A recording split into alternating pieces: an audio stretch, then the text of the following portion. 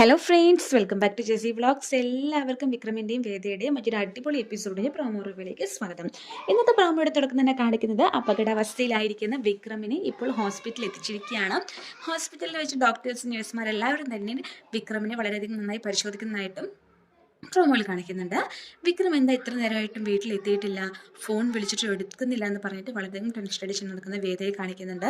വേദ phone call ചെയ്യുന്നത്, അതായത് വേദയുടെ ഫോൺ കോൾ പിന്നീട് കാണുന്നത് രാധയാണ്. അതായത് വിക്രമിൻ്റെ ഫോൺ ഇപ്പോൾ രാധയുടെ കൈവശമാണുള്ളത്.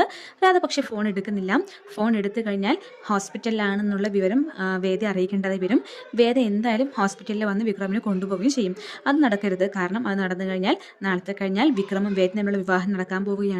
അത് ഏത് വിധേനയെങ്കിലും മുടക്കണം എന്ന് രാധയ്ക്ക് ആഗ്രഹമുണ്ട്. അതുകൊണ്ട് തന്നെ വിക്രമിനെ ഇവിടെ പിടിച്ചു നിർത്താൻ വേണ്ടി ഞാൻ എന്തായാലും ഇത് ചെയ്യുമെന്ന് പറയുന്നതായിട്ടും പ്രൊമോയിൽ കാണിക്കുന്നുണ്ട്. ശേഷം വിവാഹത്തിൽ പങ്കെടുക്കാനായിട്ട് വിക്രമിൻ്റെ അച്ഛമ്മ ഇപ്പോൾ വീട്ടിലെത്തിയിരിക്കുകയാണ്.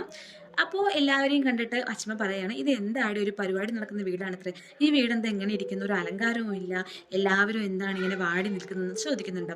അപ്പോൾ എല്ലാവരും ഒന്ന് ഉഷാറാവണ്ടേ, പരിപാടികൾക്ക് നല്ല ഉഷാർ പോലെ നടത്തണ്ടേ എന്ന് പറയാണ്. അപ്പോൾ ഈ ഒരു ടൈമിൽ നന്ദിനി പറയുന്നുണ്ട് തോന്നുന്നു, വിക്രമിനെ എത്തിയിട്ടില്ലല്ലോ എന്ന് പറയുന്നുണ്ട്. അപ്പോൾ വേദ മുത്തശ്ശിയോടായിട്ട് അച്ഛമ്മയോടായിട്ട് പറയാണ്, വിക്രം എന്തായാലും വരുമെന്ന് പറയുന്നുണ്ട്. ശേഷം നന്ദിനി വരുമോ എന്ന് ചോദിച്ചിട്ട് കളിയാക്കുകയാണ്. അപ്പോൾ വേദ എന്താണ് സംശയം, ഇന്ന് എന്തായാലും വിക്രം വന്നിരിക്കുന്നു പറയാണ്. അപ്പോൾ നന്ദിനി പറയണ വരണമല്ലോ എന്ന് പറഞ്ഞിട്ട് കളിയാക്കുകയാണ് കേട്ടോ. ശേഷം എല്ലാവരും അകത്തേക്ക് കയറി പോകുന്ന സമയത്ത് അച്ഛമ്മ നന്ദിനി നിൽക്കാൻ പറയും, ഇവിടെ നിൽക്കുക പറയുന്നതായിട്ട് പ്രോമോയിൽ കാണിക്കുന്നുണ്ട് കേട്ടോ. ശേഷം ഇനി എന്താ വരാൻ പോകണമെന്ന് നമുക്ക് എപ്പിസോഡുകളിൽ കാണാം. താങ്ക്